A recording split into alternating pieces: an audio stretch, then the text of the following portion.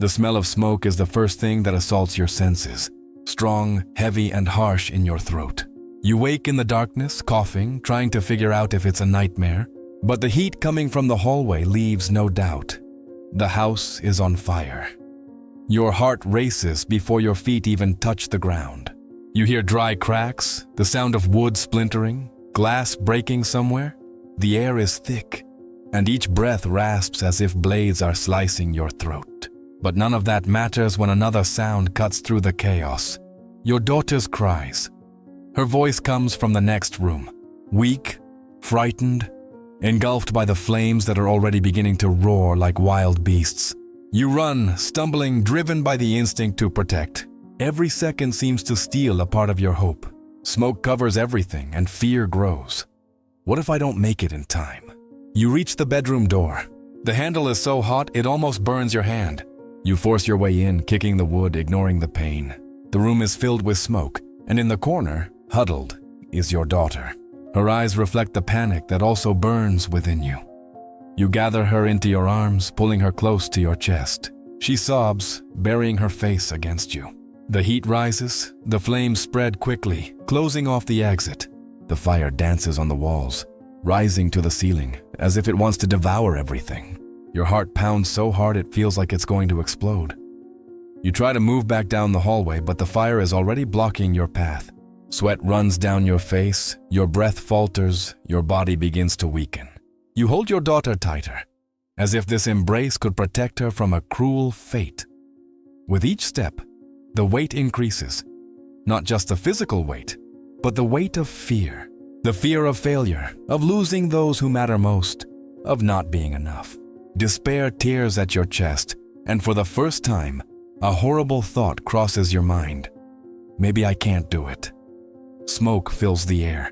Your eyes burn, your legs tremble. Hope begins to fade along with the air. You lean against the wall, clutching your daughter, unsure of where to run. Outside, the world seems distant, inaccessible. Inside, the flames roar louder, as if to say they've already won. And it's at that moment, just as you feel your body give way, that an unexpected sound cuts through the chaos. The sound of firm, quick footsteps entering without hesitation. You turn your head, trying to see through the smoke. Between the shadows and the light of the flames, a figure emerges. He wears no mask, no equipment, nothing but courage in his gaze. His face, illuminated by the reflection of the fire, is unmistakable. Paul Walker.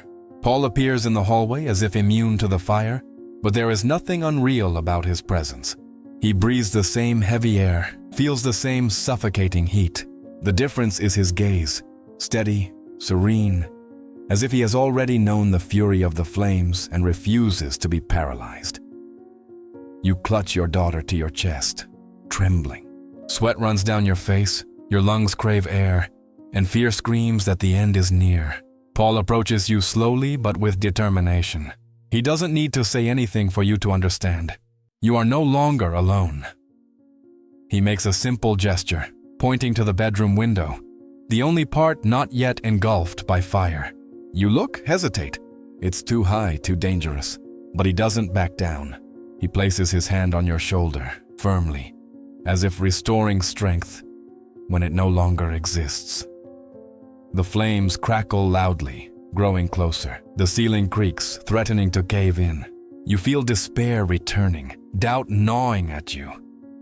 What if there's no time? But Paul's gaze pierces the smoke and seems to say without words, life is still here. Hope still breathes. The future can still be saved. He bends down, picks up a blanket lying on the floor, and quickly covers part of the child's body, shielding him from the sparks. The gesture is quick, instinctive, but full of value. You realize that every choice, no matter how small, can mean change. Choices don't have to be perfect. They just have to be made. Paul points to the window again. You understand? It's risky, but it's the only way. Your heart races, torn between fear and faith. But he's already moving forward, pushing a chair against the wall, banging on the glass until it cracks. The sound mingles with the roar of the fire, as if each shard were a promise of escape. Your legs feel weak, but his presence anchors you. It's as if, amidst the chaos, he carries a calm borrowed from elsewhere. And this calm is contagious. You take a deep breath, hold your daughter tighter, and take the first step toward the improbable. The fire continues to grow, the smoke nearly blinding. But the sensation has changed. The fear hasn't disappeared, but now it shares space with something else. Faith. And that faith, small but real, is enough to keep your feet moving. Paul shatters the glass with his coat-protected arm in a single, precise blow. The crack rips through the hallway like a line of flight drawn in the dense air. He turns to you, his eyes steady, his voice low, almost a whisper amid the roar of the flames. Look at me. Breathe. We're going to get out. One step at a time. You nod breathlessly, holding your daughter to your chest. Sparks dance like fierce stars, but his presence anchors your feet to the ground. I don't know if I can, you say in a whisper. You can. Not because it's easy. Because it matters, he replies. Life begins again when we choose to continue. Paul points to the chair against the wall. Climb up here, I'll pass it to you first. What if I fall? So I hold you. And if I fall, you pull me back up. That's how hope works. No one goes alone. You step onto the chair, feeling the heat bite into your skin. The broken glass still clinks against the frame. Paul adjusts the blanket over his daughter, carefully covering her face. She'll be fine, he says. She needs to see you choosing the future, even when the present burns. You look out the window, a rectangle of dim light outside. The air feels lighter there, as if the world breathes on the other side. What if there's no time? Time is short, but the decision is now, Paul retorts firmly. Choices make change. Pass it to me. With trembling hands, you lift your daughter. Paul receives her with surprising gentleness, as if holding a treasure. He rests her against the frame, holding her tightly. I'll go first with her. You come right behind. Trust me. And you? I'll come back, he replies. I always come back for those who stayed. Outside, he leans over, handing the child to emerging arms. Neighbors, people who ran when they saw the smoke. His voice cuts through the chaos again, straight to you. Now come. One push. I'll pull you. You hesitate for a second. The fire crackles. The ceiling groans. Paul sees the fight in your eyes and leans in close. So close you see the courage as if it were a color. Listen. Money comes and goes. We rebuild houses. We buy new things. But you two, you are what has value. Choose what lives. Come. You take as deep a breath as you can. Place your knee on the doorframe. Paul holds your arms firmly, his strength piercing the fear that still holds you inside. That's it, he says. A little more. Do you feel the air outside? Do you feel the world calling? I feel it, you reply, your eyes burning, not just from the smoke. Then come, now, you push yourself forward. Your body tears through the frame, your coat catches for a second, your heart nearly stops. Paul pulls resolutely, and you slide out, falling sideways onto the garden floor, where the warm grass smells of survival. Your daughter cries, but it's a lively cry, full of air. You hold her, the three of you breathing as if you're relearning together. Paul looks at the facade and then at you. Listen, today wasn't about heroism. It was about priorities. When everything goes up in flames, you discover what matters. Life, hope, future. The rest we'll fix. You try to thank him, but your voice falters. He rests his hand on your shoulder and continues, in a tone that seems like a message for now and all futures. Don't wait for fire to remind you of what's valuable. Call today. Embrace today. Organize the simple things. What money can't buy, attention protects. The sirens approach. The night flashes blue and red. Paul takes a step back, as if knowing his role in this scene is over, for now. Is everything going to be okay? You ask, almost like a child. Not all at once. For real, he replies. Faith doesn't put out ashes. She teaches us how to plant after the fire. You hold your daughter's hand tightly, as if sealing a pact. Paul gives a short nod, a silent, I see.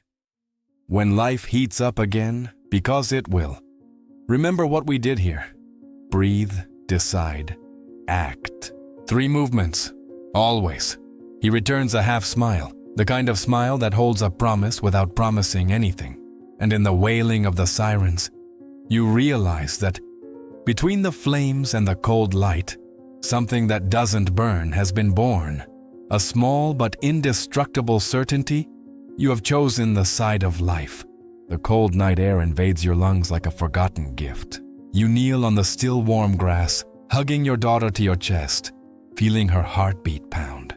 Each beat is a reminder she is alive. Her cries, once desperate, now sound like music, music of survival. The sirens grow closer, cutting through the darkness with red and blue flashes. Neighbors gather on the sidewalk, some silent, others whispering. But all you can hear is your daughter's breathing and the sound of your own heart trying to find a new rhythm. Paul is still there, standing, staring at the burning house. The reflection of the fire illuminate. It's his face, but there's no fear in his eyes. There's clarity. You follow his gaze and see the ceiling cave in, furniture turning to ash, material memories being swallowed. Part of you wants to scream in pain at the loss, but another part already knows. All of this can be rebuilt. What matters is in his arms. He turns to you and says quietly, as if it were just between you two, "Look closely. The fire took things, but it didn't take life. What has value remains. That's the difference between losing and starting over." You feel tears fall, but now they're not tears of despair. They're tears of recognition. Recognition that you spent years chasing bills, saving money, believing everything was in objects. But, faced with the fire, you discovered that what truly matters doesn't fit on a shelf. The firefighters arrive, starting to spray water, their hoses roaring against the flames. You watch, still holding your daughter. Paul approaches, crouches down beside you, and adds, "You had a choice in there, stop in fear or continue with faith. You chose to continue. That's what builds the future." You shake your head, still speechless. But inside something shifts. The despair that consumed you just minutes ago now gives way to a strange, almost weightless calm. As if even in the midst of tragedy, there's room for hope. Your daughter falls asleep in your arms, exhausted. You run your hand through her hair with a tenderness you've perhaps never felt so strongly. Every second with her now feels like a gift that can't be wasted. Paul rests his hand firmly on your shoulder. This night will not be forgotten, but it doesn't have to be a scar of pain. It can be a milestone of change. It depends on how you choose to remember it.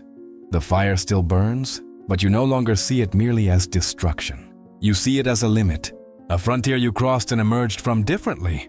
The firefighter's water finally subdues part of the flames. The sound of the hose gushing is like a roar fighting against the roar of the fire. The crowd watches in silence, but for you, everything fades into the background. The only thing that matters is sleeping in their arms. Paul remains by your side. He doesn't look at the crowd, doesn't seek recognition. His eyes are fixed on you, as if he knows this moment will decide not just this night, but the next few years of your life. He speaks quietly, almost as if it were just between the two of you. The fire showed what can be lost in minutes, but it also showed what is priceless. Life, value, hope. These cannot be bought. These are saved, protected, chosen every day. You feel your throat close, but not from smoke. It's emotion. You nod slowly, absorbing every word. He continues, "The world will try to convince you that what matters is what money buys. But when everything burned, you realized what really matters was in your arms. Never forget that." The sirens still light up the night when Paul stands up. He takes 2 steps back, as if ready to leave. You almost get up too, wanting to hold on. But your daughter breathes deeply in her sleep, and that pins you to the ground. "I don't even know how to thank you," you say, your voice breaking. He gives a short, serene smile. "Don't thank me, use it. Use what happened today to change." Paul adjusts his coat, looks at the partially destroyed house, then back at you. You survived the fire. Now, the change is to decide, will you live as before? Or will you truly live? The future isn't tomorrow, it's the choice you make now. The words hang in the air. You feel their weight like someone holding an invisible key. A key that unlocks not only the door to survival, but also the door to purpose. Paul gives a simple wave, but it feels like a silent pact. Then he melts into the crowd, disappearing as if he'd been just part of the fire. Intense, brief, transformative. You look at your daughter, still asleep in your arms. You kiss her forehead, and for the first time in a long time, you silently promise never again to forget what truly matters.